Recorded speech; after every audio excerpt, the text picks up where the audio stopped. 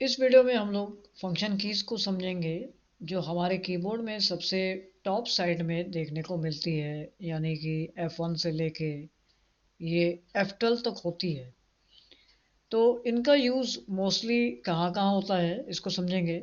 वैसे तो ये हर एक ऐप में, हर एक जो भी आप इस विंडोज़ पर काम कर रहे हैं, जहाँ भी जिस सेक्शन में, हर एक प्लेस पर इसका यूज़ अलग अलग देखने को मिलता है। ये इसमें कुछ कीज़ हैं जो कॉमन यूज़ होती हैं, बट बाकी जो कीज़ हैं उसको उस ऐप के अकॉर्डिंग अलग अलग इफ़ेक्ट के लिए यूज़ करने के लिए बनाया जाता है। ये हमारी एक्स्ट्रा कीज़ होती हैं। इसको इसीलिए हर एक ऐप में इनके कुछ डिफरेंट डिफरेंट यूज़ भी देखने को मिलते हैं, लेकिन कुछ कॉमन यूज़ हैं जिसको अभी हम लोग समझेंगे जो इन कीज़ से रिलेटेड है। तो सबसे पहले बात करते हैं F1 की। F1 की क्या करता है?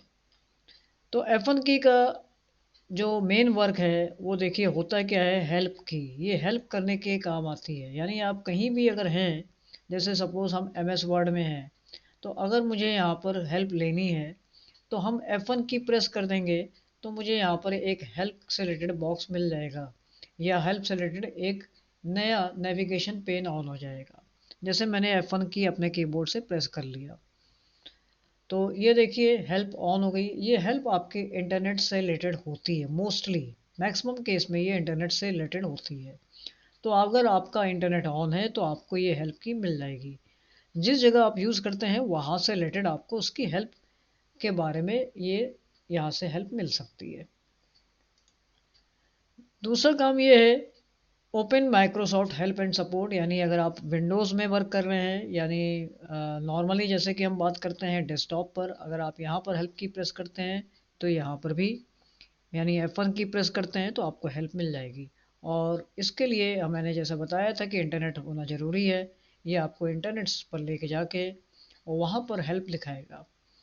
तो हम F1 की को जहाँ भी यूज़ कर रहे हैं और हमको लग रहा है वहाँ पे कुछ समझने में दिक्कत आ रही है, तो थोड़ी बहुत हम लोग वहाँ पर, या एक तरह से कर सकते हैं कंप्लीट लेवल की जो आप स्टडी है वहाँ से कर सकते हैं हेल्प लेके।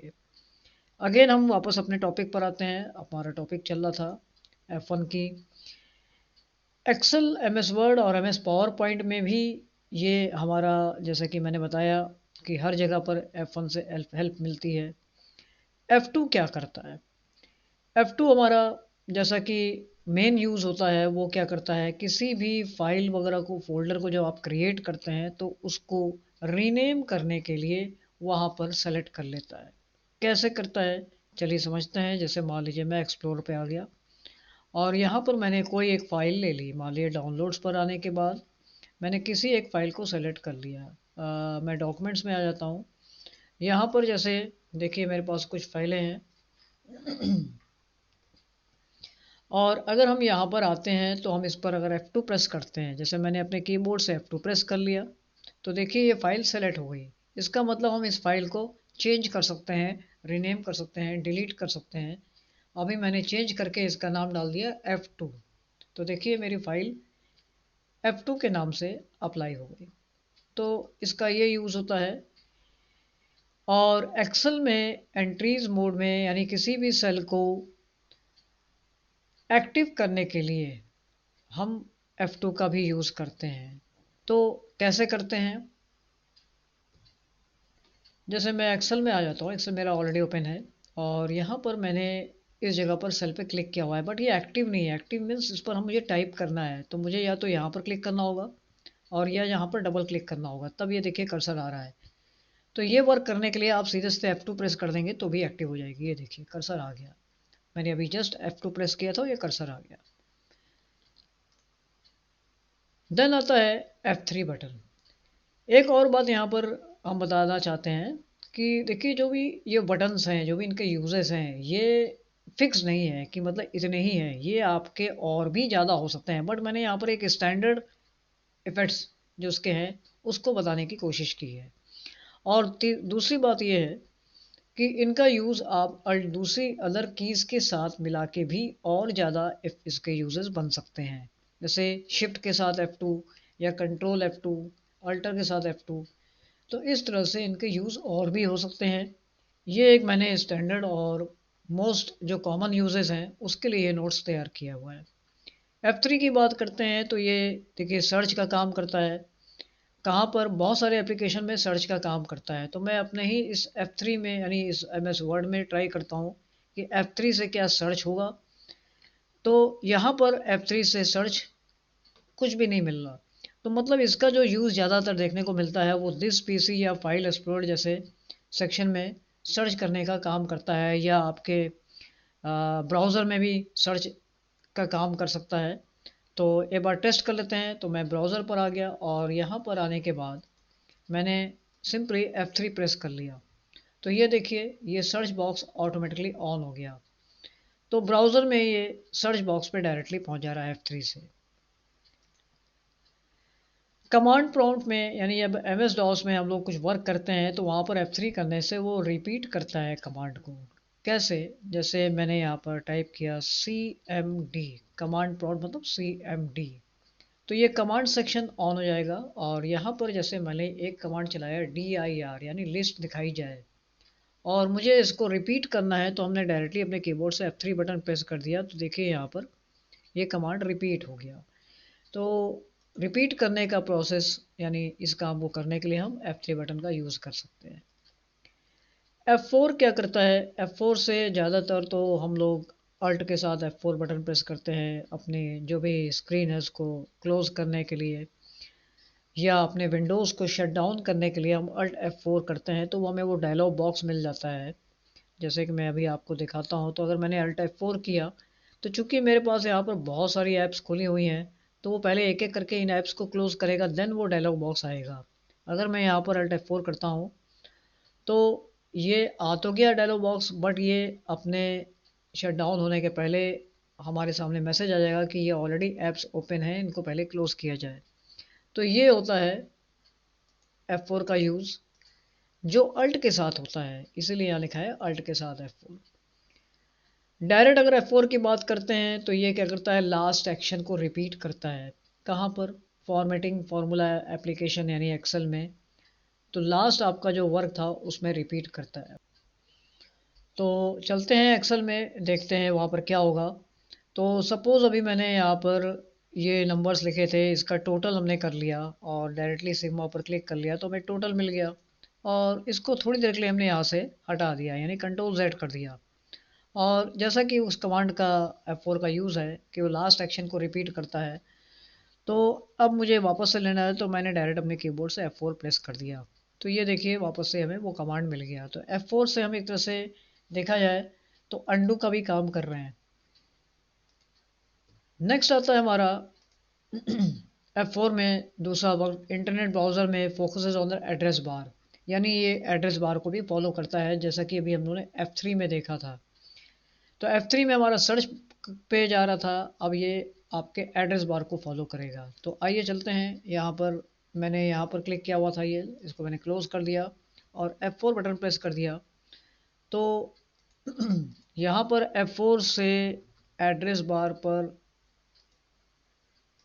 नहीं जा रहा है, तो मैं एक काम करता हूँ, इंटरनेट एक्सप्लोरर पे आ जाता हूँ, क्योंकि वहाँ पर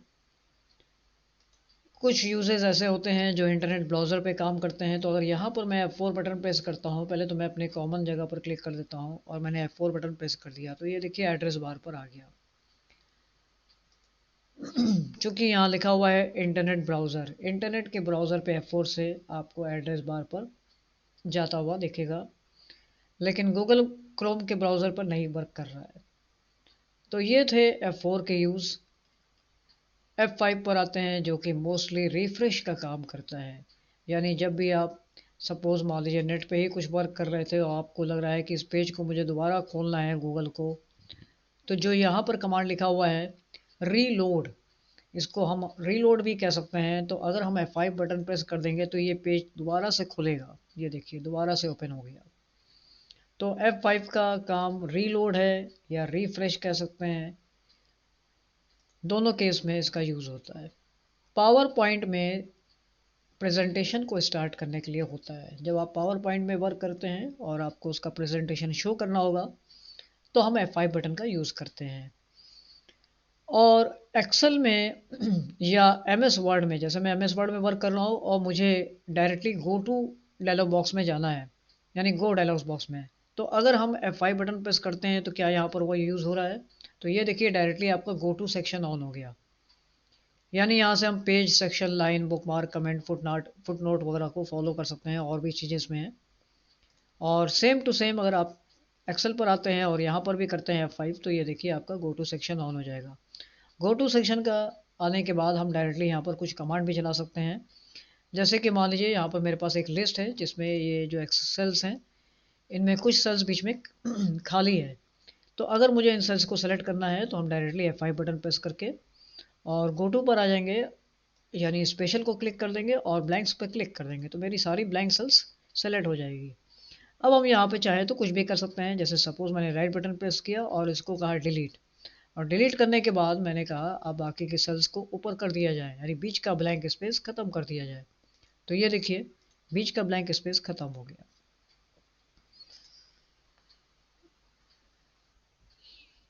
नेक्स्ट कमांड आता है, नेक्स्ट हमारा जो की है वो F6 है। F6 से क्या होता है कि हम डिफरेंट डिफरेंट सेक्शन पर जंप करते हैं। जैसे मान लीजिए मेरे सामने MS वर्ड खुला हुआ है, यहाँ पर मैंने अब F6 प्रेस किया तो देखिए क्या हो रहा है, ये सबसे नीचे हमारे जो पेज वाला सेक्शन है वहाँ पहुँच गया, डिफरेंट डिफरेंट सेक्शन पे ये जंप करेगा। फिर से मैंने F6 प्रेस किया तो अभी देखिए टॉप के ये जितने भी सेक्शन है यहाँ पर जंप कर गया। वेब ब्राउज़र में एड्रेस बार और टैब को फॉलो करता है। जैसे मान लीजिए वेब ब्राउज़र है, अब वेब ब्राउज़र मतलब गूगल पर हम आते हैं और मैंने यहाँ पर F6 प्रेस किया तो देखिए एक बार एड्रेस बार में आया, फिर देन टैब पर आ गया, यहाँ देखिए टैब ऑन हो गया, और देन F6 प्रेस किया अगेन, तो ये इस तरह से जंप करता है F6। तो F6 के ये दो यूज़ तो हो गए। एक्सेल में मूव करता है पेज, यानी एक्सेल में भी ठीक इसी तरह से वर्क करेगा और पावर पॉइंट में भी इसी तरह से वर्क करेगा, जैसे हम लोग डिफरेंट डिफरेंट सेक्शन में जा रहे थे। तो डिफरेंट डिफरेंट सेक्शन में जाने का काम करता है, मोस्टली इसका F6 का यूज़ वहाँ पर देखने को मिलता है। F7 की बात करते हैं। F7 क्या करता है, इसका देखिए सबसे बड़ा यूज़ तो ये है कि अगर आप वर्ड में, एक्सेल में, पावर पॉइंट में या किसी भी ऐप में वर्क कर रहे हैं तो वहाँ पर ये स्पेल चेकिंग का काम करता है, और spell checking mostly Word, Excel, PowerPoint में ही देखने को मिलती है, या जो भी MS ऑफिस के इसके अंदर के जो सॉफ्टवेयर्स होते हैं उसमें ही मोस्टली ये देखने को मिलती है। तो वहाँ पर हम स्पेल चेक करा सकते हैं, यानी अगर मुझे मान लीजिए यहाँ पर थोड़ी देर के लिए मैं थोड़ी सी स्पेलिंग यहाँ गलत कर देता हूँ, तो चेक को मैंने लिख दिया चेक जी। अब यहाँ पर स्पेलिंग गलत हो गई है, तो अगर मैं यहाँ पर F7 प्रेस करता हूँ तो ये देखिए सीधे यहाँ पर एरर मैसेज आ जाएगा और यहाँ पर स्पेलिंग का ये डायलॉग बॉक्स ओपन हो जाएगा। तो इस तरह से F7 को हम डायरेक्ट यूज़ कर सकते हैं। कमांड प्रॉम्प्ट में कमांड हिस्ट्री को दिखाता है, जैसे कि अभी हम लोगों ने देखा था। फिर से मैं जाता हूँ कमांड प्रॉम्प्ट में CMD से, और ये हिस्ट्री को शो करता है। हिस्ट्री मतलब जैसे मैंने DIR प्रेस किया और मैंने यहाँ पर एक और कमांड प्रेस कर लिया, मान लीजिए DIR/P, और मैंने यहाँ पर F7 प्रेस कर लिया, तो यहाँ पर ये देखिए हिस्ट्री आ गई कि आपने जो जो कमांड यूज़ किए हैं उसकी हिस्ट्री देखने को मिलती है।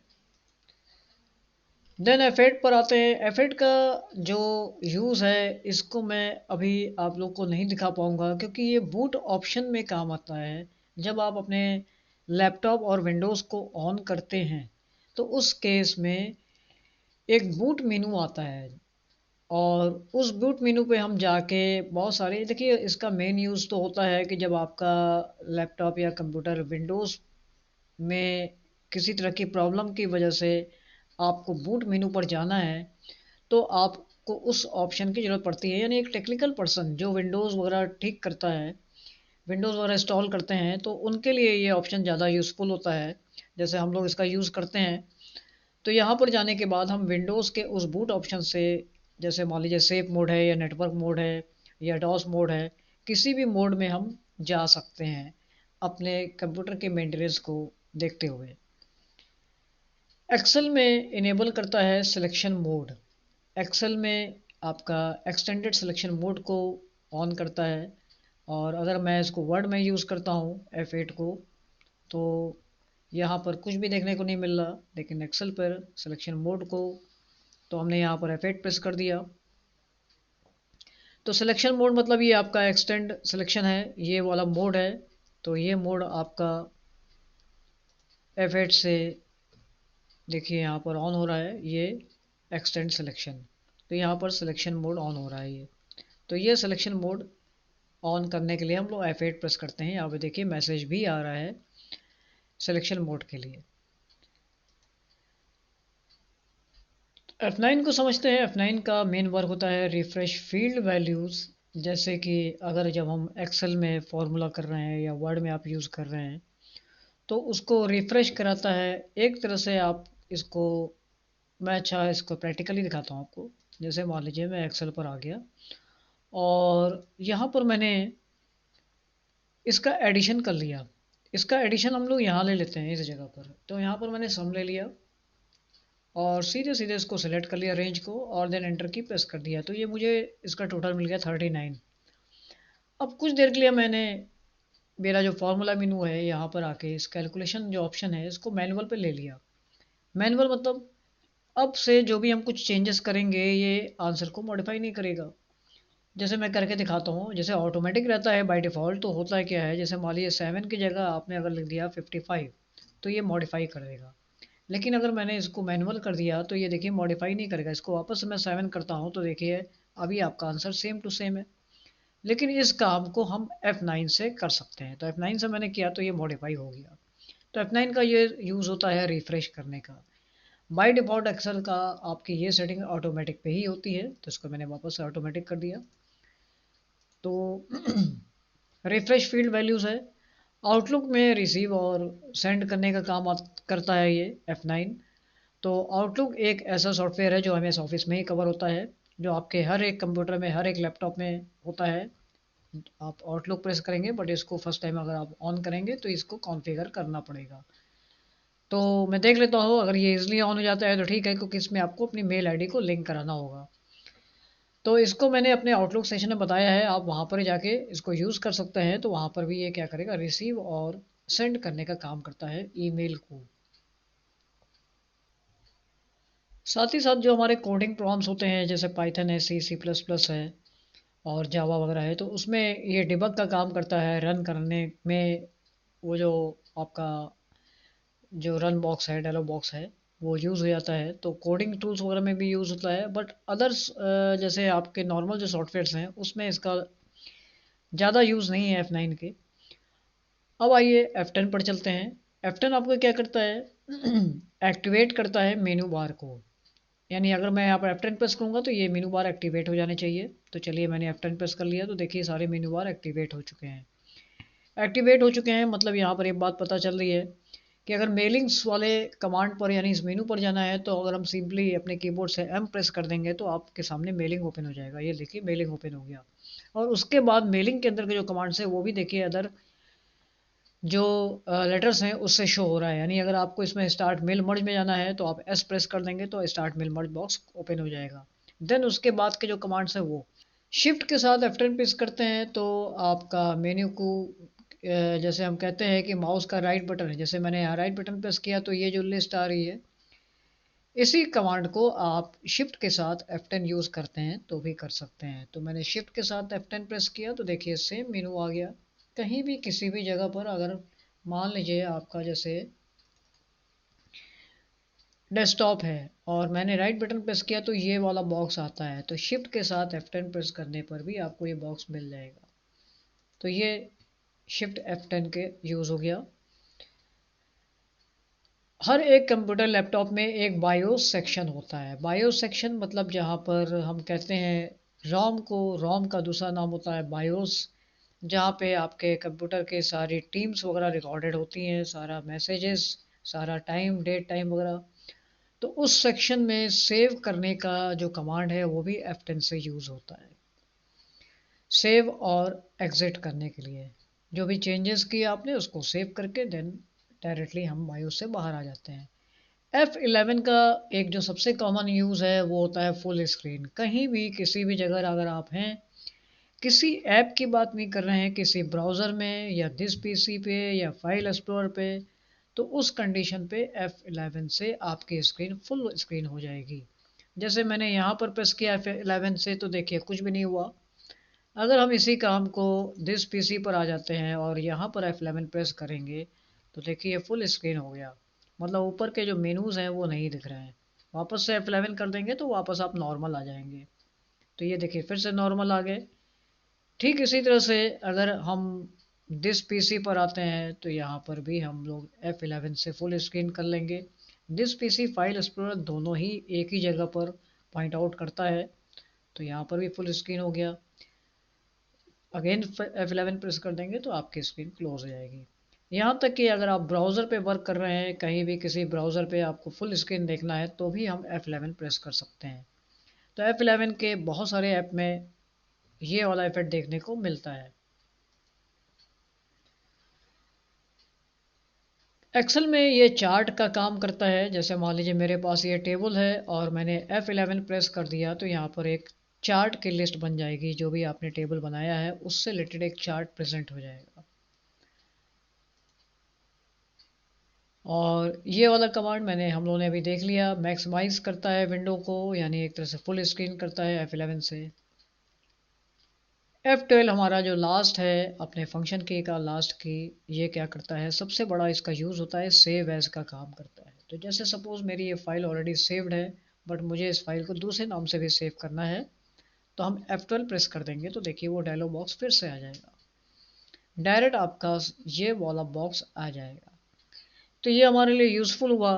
क्यों यूज़फुल हुआ? क्योंकि अगर आपको ये बॉक्स लेना है तो आप क्या करते हैं, फाइल पर आते हैं, सेव एज पर आते हैं, उसके बाद आपको यहाँ से भी चॉइस लेनी पड़ती है। तो ये काम आप डायरेक्ट F12 से कर सकते हैं जैसा ओल्ड वर्जन में देखने को मिलता था। वेब ब्राउज़र में अगर आप वेब ब्राउज़र पर हैं तो इसके जो कोडिंग्स है, यानी इसको हम बोलते हैं डेवलपर मोड, वो सेक्शन आप देख सकते हैं। तो जैसे मैंने F12 प्रेस किया तो ये देखिए इसका ये डेवलपर मोड ऑन हो गया, यानी इसका जो HTML कोडिंग पार्ट है वो यहाँ पर दिख रहा है। तो इस तरह से हम डेवलपर मोड को देख सकते हैं। और कहीं भी आप F12 का यूज़ करते हैं किसी भी ऐप में, Word, Excel, PowerPoint, Outlook, WordPad, Notepad, तो सभी जगह आपको यहाँ पर सेव एज कमांड देखने को मिलेगा। तो ये था हमारा F1 से लेके F12 कीज़ का यूज़। जो कि कॉमन यूज़ है उसको मैंने यहाँ पर कवर किया है।